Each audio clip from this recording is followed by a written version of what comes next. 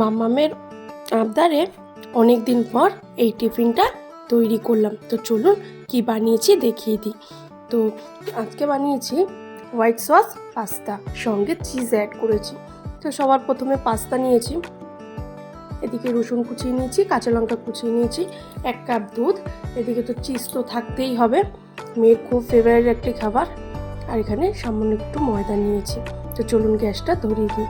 ওই গ্যাসে কড়াই বসিয়ে তাতে গরম জল দিয়ে হালকা লবণ দিয়ে পাস্তাটা সিদ্ধ করতে বসিয়ে দিলাম। ভালোভাবে সিদ্ধ হয়ে গেছে, এবার নামিয়ে নেব। আর একটি কড়াইতে তেল বসিয়ে তেল গরম হতে দেব।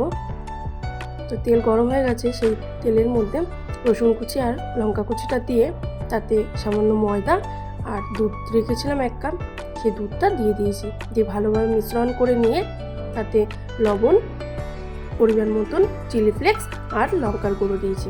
দিয়ে মিশ্রণটাকে ভালোভাবে নাড়িয়ে চাড়িয়ে সুন্দর একটা মাখনের মতন হবে সেরকম তৈরি করে নিতে হবে। দেখো, এবার মিশ্রণটা ভালোভাবে তৈরি হয়ে যাওয়ার পরে এবার সিদ্ধ করা পাস্তাটা দিয়ে দেবো। দিয়ে ভালোভাবে নাড়াচাড়া করে আমি একটু গোলমরিচের গুঁড়ো দিয়েছিলাম, হয়তো সেটা তোমাদের দেখানো হয়নি, স্কিপ করে গেছি। তো এবার ভালোভাবে নাড়াচাড়া করে উপর থেকে পাস্তা আর সামান্য একটু টুকরো বাটার দিয়ে 2 মিনিটের জন্য ঢেকে দিয়েছিলাম। তো দেখো টিফিনটা তৈরি হয়ে গেল। আর তোমাদের কার কার ভালো লাগলো প্লিজ সবাই কমেন্ট করে জানাবে। ভিডিওটি ভালো লাগলে লাইক কমেন্ট করবে। তো চলো এবার টিফিনটা ক্যারি করে নিই। মাম্মাম তো চিজ খেতে খুবই ভালোবাসে, দেখো ভালোবাসে বলে আবার পাস্তা দিয়ে তার উপর এক টুকরো করে চিজ দিয়ে দিয়েছি। এই যে আমার 3 ছেলে মেয়ের টিফিন তৈরি।